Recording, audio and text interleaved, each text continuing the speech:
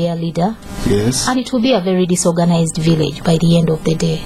So if the marriage and divorce bill is harmonizing the laws, it is building the family institution, which by the end of the day people become very responsible citizens in terms of respecting their spouses. And we realize that laws are meant to protect the people. This bill is coming in to protect a very big percentage of Ugandans who are in cohabiting relationships, which I really believe is going to bring a lot of harmony to the family institution. Suppose you pressed for something to be a clause to be put in the laws that if you're a leader, you must have a stable family or something like that. Well, you said if a village has a bad man who beats his wife, they're all going to beat their wives. Mm-hmm. Why don't you say to become an LC chairman or chairwoman, you must have a stable family? That's relative. Is that extreme? In 2000, your family could be very stable, and in 2011, the man walks out and the instability comes in. Well, if it becomes a bad marriage, you leave the office because you're going to be a bad leader. Is that extreme? Talk to us about that. Not really. But the bottom line of it all is, with a good family, chances are very high that this person is going to deliver his mandate under the law to the people appropriately. So you can encourage people voting for leaders to vote only mostly those with stable marriages. And the public is very clear with this. Very often they vote responsible people. Responsible is coming from the setting of your family. All right. And of course, there's the popular belief that a peaceful family will bring, if you grew up in a normal family, you are likely to raise a normal family, to be a good husband or a good wife. Is that something that is based in reality as well, or is it a myth? That's a reality. So if you grew up in a bad family, most likely if you see your father beating your mother, most likely you do the same to your wife, the wife that you... You'll always believe it's the order of the day. You know, it is patriarchal. You know, we come from patriarchal societies. Yes. Societies who don't think that violence is bad. They think because they saw it when they were grown up. They think it is normal. Because you have grown up seeing everyone violating each other, then how comes for you say it is not normal? So what we are trying to do as SEDOVIP and FIDA, and other CSOs, we are trying to go out to the people and say, please, this vice is not good. It destabilizes families.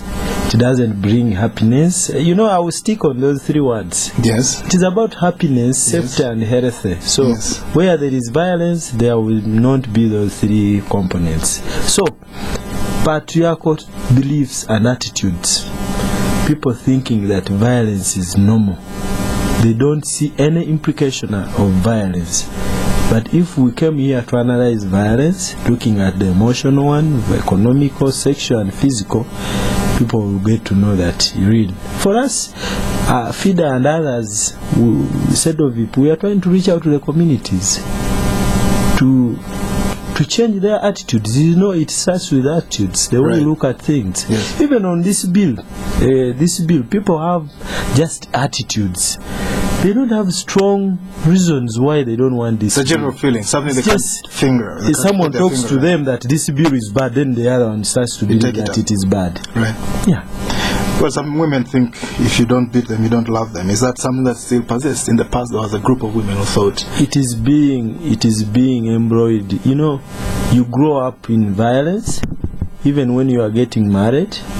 Your aunties, your mother, they tell you that please, you have gone for marriage and you've seen me, I've never divorced your father, I've never separated with your father, so please go and persevere.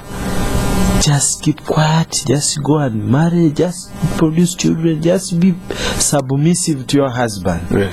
And when it comes to that question you've posed. Some women think if you don't beat them, you don't love them. Because you're giving them some material. It's better than ignoring them. It is because, sometime back in 2006, I did a rapid assessment in Kamocha. Yes, that's a city suburb. Yes, about domestic violence. And I faced such women who said, if you don't beat me, I believe you don't love me. And I inquired further, why do you think so? Then they said, after beating you, they come with good things, like Gomez's, they come with good shoes, they buy new things for you. And if he doesn't beat you at all, you never receive those things. Very interesting. So it is attached to material gain. Just imagine. So the shoes have not come for a long time. She's going to provoke him to beat. He gets one slap on one side, another on the other side. Because he wants to come back and apologize. Men don't want to apologize saying I'm sorry. They apologize by bringing things. They bring flowers. The woman forgives and says okay. Yeah, that's why they say that. I'm learning things. Yeah. Talk to us about FIDA. Some people think, FIDA is a place for women who complain, grumble a lot. Is it true or is it not? Do you get men coming to complain their women beat them or deny them conjugation or conjugal right? Thank you very much. FIDA is a home for women, true, but we believe we need men because they have a stake in it. They have a stake in everything. So what happens is FIDA does receive women's complaints and complaints of men. The only difference is when it comes to a man's complaint, it must be related to family. Believing that in FIDA intervening in this respect, it is bringing harmony in the family where the woman has an interest and the children have an interest. Somewhere, somehow, a woman and child must have a stake in it. However, if a man is following up on his business contract, where no woman is involved, that is not something FIDA would get into. However, very many men have gained confidence in FIDA over the time and would comfortably walk to FIDA and request that we summon their wives for a meeting to discuss certain things in terms of children, home income, the woman needs to begin to work and that kind of thing. To cancel the couple. Quite a number of men are coming in to register complaints, sometimes to simply seek legal advice. And you welcome them. You don't send them out. You say this is a woman's We welcome them. They are part of it. If a man is not comfortable, chances are very high that my woman will not be comfortable. Right. If we make the man comfortable, that would be the beginning for the woman's comfort and the children. Let's get that clearly. Men actually come to FIDA to complain about their women. Exactly. And you talk to them. We speak to them, we offer them legal advice. Sometimes we sit the two people in meetings on an invitation of a man. We sit them in meetings and we are able to get to amicable settlements. And what are the common complaints? The woman hides the money or what? Thank you. The common complaints are the woman... I never see her income. She gets money and I never see it. She doesn't buy socks. It normally has something to do with a character of a woman. Yes. My woman does ABCD. Shouts at me when the visitors are still taking tea or what? Something like that. Yes. And he wants FIDA to intervene to speak to her to be a decent woman, a woman who submits, a woman who respects her husband, right. Something like that. Then sometimes it's an issue of children, especially and they listen when you counsel them, they don't walk out? They do listen. Sometimes the people out, the relationship has already broken down. Right. And they really feel they need legal counsel on how to streamline their separation. Right. So the man will comfortably walk to FIDA for advice, and then we shall summon the woman. After advising the man, we shall advise the woman, and we streamline the welfare of their children and that kind of thing. Somewhere, somehow, sometimes they come thinking the relationship has irretrievably broken down, and when we are able to share with them certain stories of certain relationships here and there, they live laughing, holding hands. They rethink and they live holding hands. It's such good news, and over the time men have come to believe that FIDA is for family, not for just a woman. So that the myth is an old thing now. You can't say FIDA is just for the women. Even the men show up. Yes. Do men complain that their wives beat them? Do you get such complaints? Yes, we've received such complaints about women who beat men. Is it because the men are small or what? Not that they are small. They are simply decent. They are simply decent, and the women sometimes are indisciplined. It's not like because we stand for a woman, the woman is always the right person. Sometimes, morally, the woman is not really pleasing, and we often address it before our counselors. Besides the legal, you actually have a group of counselors. Exactly. Yes. We often address it, and we teach people to learn to respect their marriages. Sometimes she's dirty. Sometimes it's like... It's a matter of hygiene. Exactly. Doesn't comb her hair well. Sometimes it's this kind of complaint that the man wants more children and the woman feels she should stop at a certain number. Oh, really? And really it's something to sit on table and discuss how we can respect each other's reproductive health rights. Let's talk about the one for children before you come in, Richard. Give us a snapshot of what would have happened. A man walks in and he says, this woman thinks she's having enough children, we only have 8. What kind of scenario do you have there?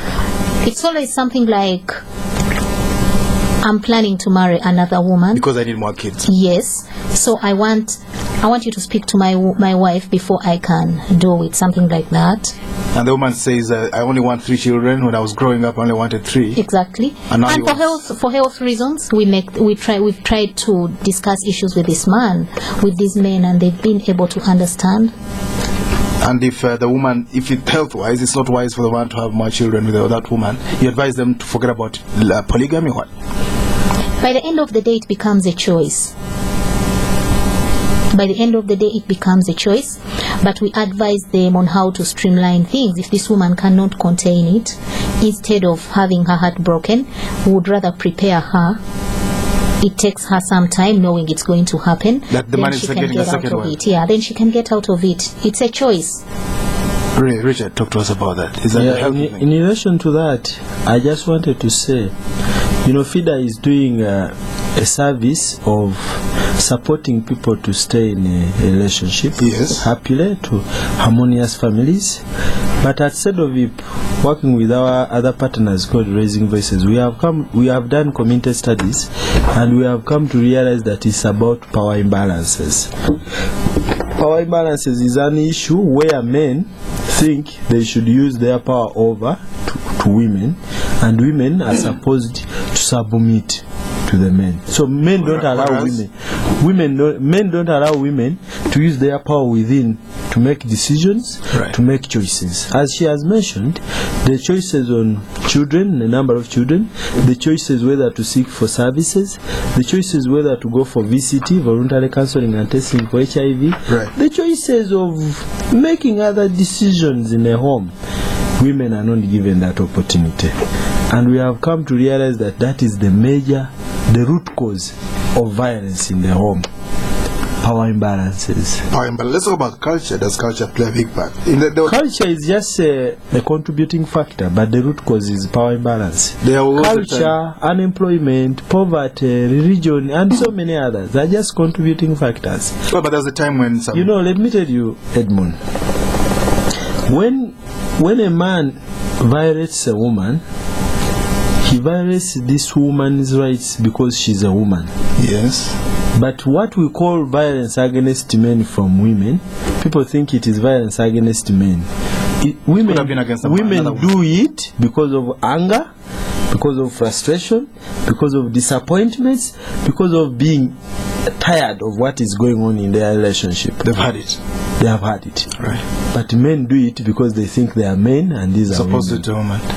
So culture plays a part sometimes. No, it is a contributing factor because in our cultures we have those negative, and in fact they are not cultural practices which are embedded within the cultural institution like Buganda. Yes. No, they are cultural practices, traditional, which have been propagated by people, individuals within a society, not the institution of Mengo. Well, but some old ones, women were not supposed to eat chicken at all. Those must have been good times. Some men. Do you think that is good? I don't think so. For women who give birth to children, they need protein. They don't balance diet.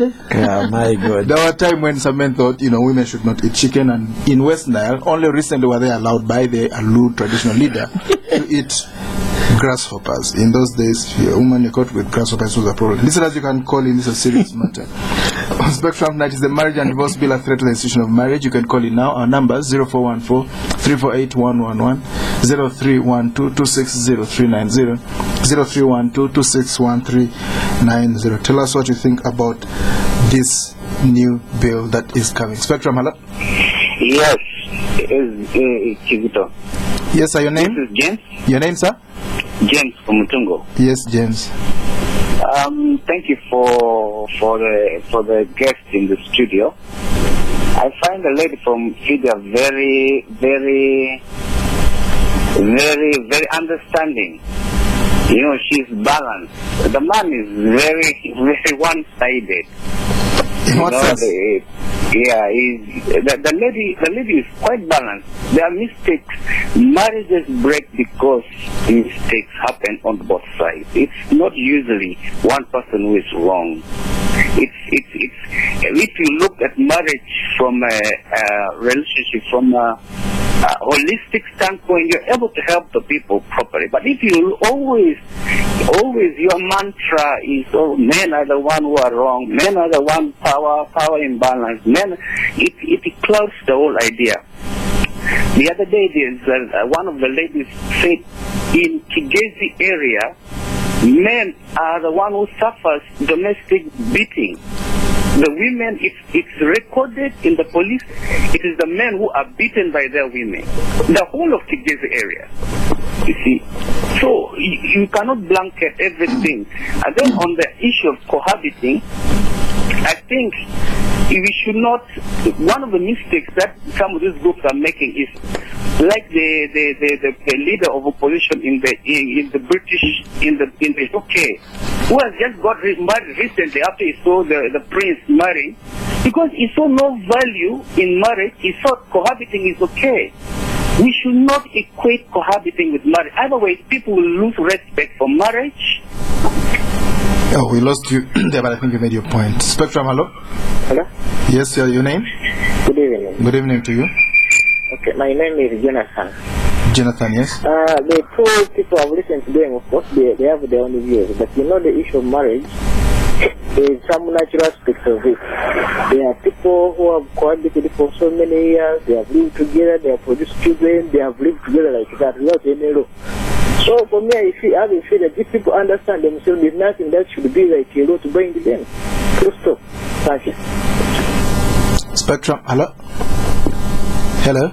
Please tell us your name and where you are calling from. Hello? Okay. Richard. Okay, we have a caller. Yes, your name? Hello? Hello? Yes, sir, your name? This is Simon. Yes, Simon. I want to thank the gentleman and the lady who have come to explain to us and giving us an insight into that bill. Thank you very much. All right. All right, let's get... Okay, we have another caller. Spectrum, hello? Please switch off your radio as you talk to us tonight. Yes, your name? Henry Bazira. Henry, yes. Calling from Kampala. There is a general, well, let me put it this way, that we have in mind that many of the people in FIDA are normally divorcees. And the question is, how can divorcees really advise on issues of marriage? Thank you. Interesting one there. Okay, let's get back to the studios. Richard, if you're married from Kigezi, the statistics show better be ready for possibility of violence from your wife. Yeah, as I said, Edmond, I thank James Mutungo. I think he's the one who talked about women in Kigezi beating men. As I've said, it is not only found in Kigezi that people say women beat men. Studies have been done. Uganda Reform Commission did a study in 2006. FIDA has done studies. Sedovip has done studies. The UDHS 2006 reported about those issues. The Demographic and Health Service. Yes. And it was found out that it is true. There are men who say they have ever been beaten by their wives. But as Sedovip we say, It might be true, but do these women do it because they want to? They are violating these men because they are men? No. They are doing it because they are retaliating, they are revenging. Let me give you an example. It is a similar situation in Busoga. There is a situation which is similar to Chigezi. You know, in Chigezi they grow a lot of Irish potatoes, yes, and also this local brew called the Mulamba. Yes. In Chigezi and Busoga, I want to bring a similarity. In Busoga they grow rice. Yes. But at one time, women could go and cultivate. Men go to the trading centers to drink alcohol. Then during harvesting, men come, harvest, they take proceeds, they sell, they don't bring the money back home. Do you know what happened at one time? Women burnt the rice seeds for the next season. Because they were angry. They were angry, and they didn't tell their husband as we did it. So men they sent their wives to plant, but rice was not germinating. There were no plants. Right. They destroyed the seeds. They destroyed the seeds. Right. And that is violence. Women do that because they are retaliating, they are revenging. You didn't bring the proceeds. Then in Ichigezi, men drink a lot. They take the money, they come back drunk, and that's the moment when their women beat them. They don't beat them when they are sober. Because women beat you if you're a man only when you're drunk. Yes, not when you are sober. Muramba. After taking Muramba and you took the proceeds, you didn't come to share with the other family members. So if you take the Muramba from I agree that there are men who are being beaten, but they are not beaten because women think these men are subordinates. All right. Harriet. Yes, please. FIDA is only for divorcees. Talk to us about that. FIDA is only ensuring that both men and women access justice, and in accessing justice, it remains your choice. We simply take you through the legal provisions. We give you legal counsel, and on the basis of that legal counsel, you make your choice. Your choice to you is justice, and we go by your choice. If you want a divorce, and that is what you've chosen, and you, from the way things are, having sat you down in a meeting, it is like your marriage to the gentleman has irretrievably broken down. There's no alternative. So the people behind the desks at FIDA, how many are divorcees? That is not something I really can. Give us some idea, maybe only half. Whatever the choice, that is not something it's a perception. We're talking about perception. It is a perception. FIDA has almost all the staff in FIDA are married. Oh, 90%. 90% are very married with children in very stable families. Fingers. Exactly. With men who love them. Yes. And do you have men who work for you? We do. And they are all married. But Edmond, I think marriage is a choice. Yes. If someone is not married, it doesn't bar them from advocating for people's rights. No, there's some people think if I'm going to get counsel about marriage, I better go to someone who knows what marriage is. If someone is a divorcee, people is not going to encourage you to. Do you know how they counsel you? Yes, go on. Most especially in religious institutions. Yes. Because they are going through violence, they will tell you to submit if you are a woman. Please don't. These are private matters. And what do they tell the man? For a man, they say it is not good. Then they stop there. It is not good. What should they do? They should cane him as well, or what? No. I think they should go an extra mile and tell them about the three issues I talked about, and how to balance their power. Actually, sometimes the experience has been from a simple family scuffle. We've had bigger, when women have had to lose arms when something started simple and it was neglected sitting on table. Yet probably that was a signal that it's high time you packed your bags to leave. But by the end of the day, we leave the individual to make the choice. She made the choice to get into the relationship. She ought to make the choice as she lives out, because in her eyes, that is justice. Women come for legal counsel. Right. They make their choices. If we are able to take on the choices, we go by them. After giving them time, after mediating, and we are like, come back a month later. To reflect about your life, whether that is actually what you want. Right. Because sometimes in a marriage, it's a give and take. You can't have it all. Yes. There are benefits by virtue of the marriage. So you really have to reflect and think over it, speak to your family members about it, internalize the legal counsel that has been offered to you. Talk to them, then you can come back with your choice. Exactly. And what are the statistics like? Do many of them stay in their marriages or what? just a few stay in the marriages simply because by the time they think of walking to FIDA, It's really the bad. marriage is bad.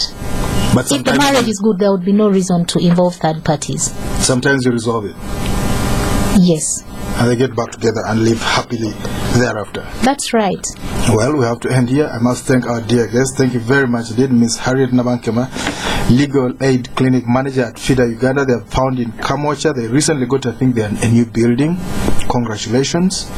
We also had Mr. Richard Makumbi, Program Officer in charge of gender-based violence, the gender-based violence prevention program at CEDOVIP. CEDOVIP is the Center for Domestic Violence Prevention. That's right, Center for Domestic Violence Prevention. They're based in Kamocha, Tafnell Drive. What would someone get if they came to visit you? If they came to visit us, we could share information about how to prevent violence against women. They could also seek for advice or counseling on where to seek services if they needed maybe counseling or litigation and many other services. And you don't charge them for those services? No, we don't. It's absolutely free. And at FIDA, you say even men can go there. That's right. You had it right. If your woman is beating you in the night, go to FIDA tomorrow, if possible. Thank you for tuning in. I've been your host, Edmond. Spectrum will be back tomorrow. Up next, though, is the news in English. Do stay tuned. Radio. Many have attempted to navigate the sensual waters of jazz and soul, but few have managed to truly make the genre their own. Fewer still have succeeded in